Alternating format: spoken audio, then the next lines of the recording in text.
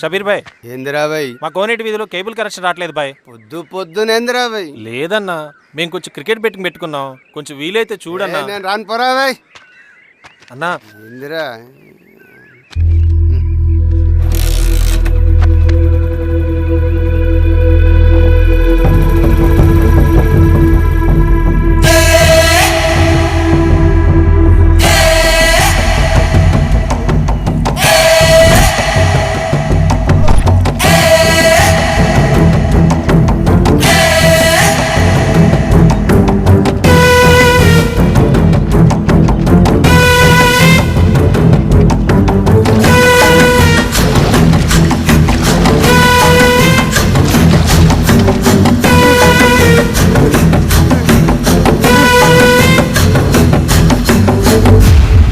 Comrades,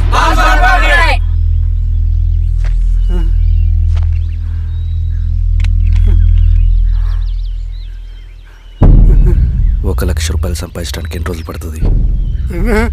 అడిగిన దానికి సూటిగా సమాధానం చెప్పు. 1,00,000 రూపాయలు సంపాదించడానికి ఎన్ని రోజులు పడుతుంది? చెప్పురా ద్రోహి. అదే ఒక విప్లవకారుని తయారు చేయడానికి ఎన్ని రోజులు పడుతుంది తెలుసా? చెప్పురా. ఒక సూర్యగోళాన్ని సృష్టించినంత కష్టమరా. అలాంటి వాడిని ఒక 5,000 అమ్మేస్తావు కదరా.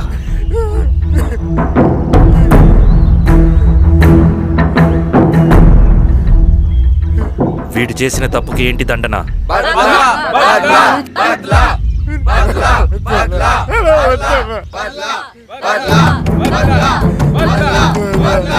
నీలాగా డబ్బుకు కకృతిపడి విప్లవకారుల్ని బలిపెట్టే ప్రతి ఒక్కొక్కడికి నీ చావుకు గుణపాఠం కావాలి.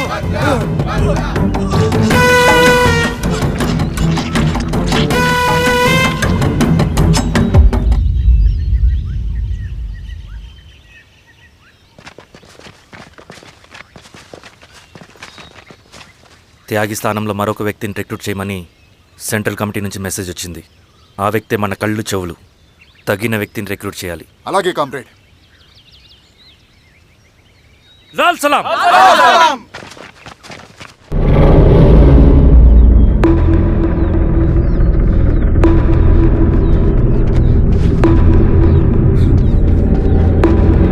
సార్ సార్ సార్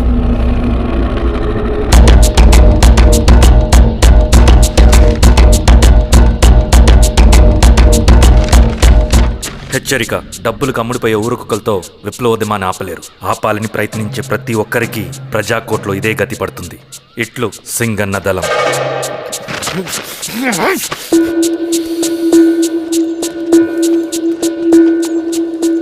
అయ్యా, మీకోసం చెన్నారెడ్డి గారు శేషారెడ్డి గారు వచ్చారండి.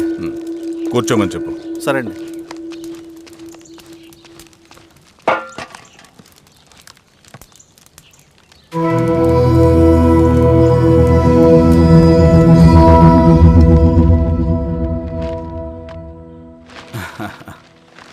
కూర్చోండి బాబాయ్.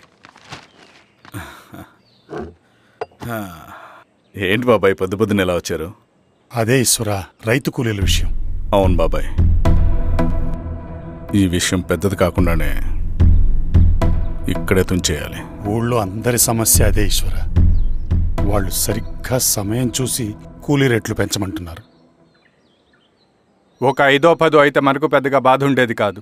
ఏకంగా 50 రూపాయలు పెంచమంటున్నారు. ఇక మనకు మిగిలేదేంటన్నా?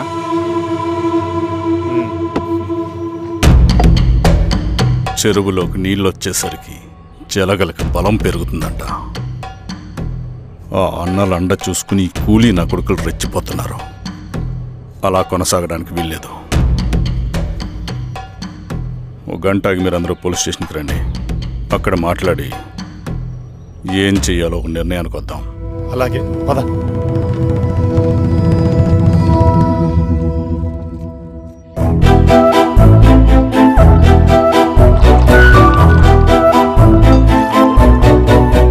బాబు సార్, స్టేషన్కి ఓ 10 టీలు త్వరగా పంపించు.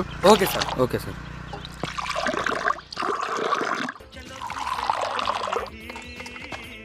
రెడ్డి గారు, బయట ఊరు నుంచి కూలి వాళ్ళని తీసుకొస్తే ఇక్కడ ఊరోళ్ళు ఊరుకుంటారా? గొడవలకు వస్తారండి. నాకు లా అండ్ ఆర్డర్ ఇష్యూ అవుతుంది. వాళ్ళు గొడవకు దిగితే మేమన్నా వాచమలమా? ఏం చేయాలో మాకు తెలుసు. చుండూరు, కారంచెడు, పదిరికుప్పం, నీరుకొండల్లో ఏం జరిగిందో ఈ ఊర్లో కూడా అదే జరుగుతుంది. మీరు ఇలా ఆవేశపడితే ఎలా రెడ్డి గారు? మీరైనా చెప్పండి ఈశ్వర్ రెడ్డి గారు. ఏం చెప్పమంటావు గిరిధర్? వాళ్ళు ప్రతి సంవత్సరం ఇలా పెంచుకుంటూ పోతూ ఉన్నారు. ఈ సంవత్సరం 50, వచ్చే సంవత్సరం ఎంతని ఎవరికని వాళ్ళు అడిగిందంతా ఇచ్చుకుంటూ పోతూ ఉండాలా మేము? వచ్చే సంవత్సరం పెంచర్లేండి సార్. సరే, అలాగని వాళ్ళని రాసిమ్మని చెప్పండి, అప్పుడు చూద్దాం. వీరస్వామి, ఆ నరసింహ గారిని పిలువు. సార్ నరసింహ గారు సార్ పిలుస్తున్నారు. నమస్తే సార్. నమస్తే, కూర్చోండి. Sir tea. నమస్కారం. నమస్తే సార్ టీ. అందరికీ ఇవ్వు. చూడండి నరసింహ గారు, మీరు అడిగింది ఇవ్వటానికి వాళ్ళు సిద్ధంగా ఉన్నారు. కానీ వచ్చే సంవత్సరం మీరు కూలీల రేటు పెంచబోమని హామీ ఇవ్వాలి. వచ్చే సంవత్సరం మిగిలిన వస్తువుల ధరలు పెరగవని మీరు హామీ ఇవ్వండి, అలాగే మేము ఇస్తాం. మేము అడిగింది మీ చేతిలో ఉంది, మీరు అడిగింది మాత్రం మా చేతిలో లేదు. వాళ్ళ చేతిలో ఉంది సార్, అంతా అన్నల చేతిలో ఉంది. సార్, వాళ్ళెవరో మాకు తెలియదు. మేమెవరి చేతుల్లో కీలువమనం కాదు. ఇది మా రైతు కూలీలందరం కలిసి సమిష్టిగా తీసుకున్న నిర్ణయం. చిన్న చిన్న అవసరాలకు అప్పులు తీసుకున్న పాపానికి మా భూముల్ని బలవంతంగా గుంజుకుని మా పొలాల్లో మమ్మల్నే కూలీలుగా మార్చారు వీళ్ళు. భూమి మాది, పని చేసేది మేము, పండించేది కూడా మేమే. అవన్నీ మీ పార్టీ మీటింగ్ లో చెప్పుకోండి, వింటారు.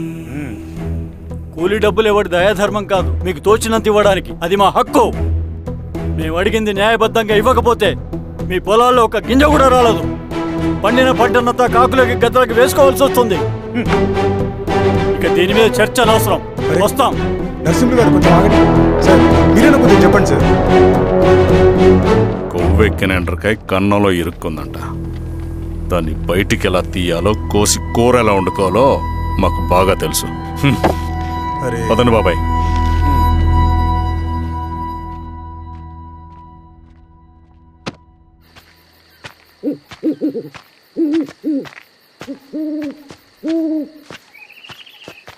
లాల్ సలాం కామ్రేడ్.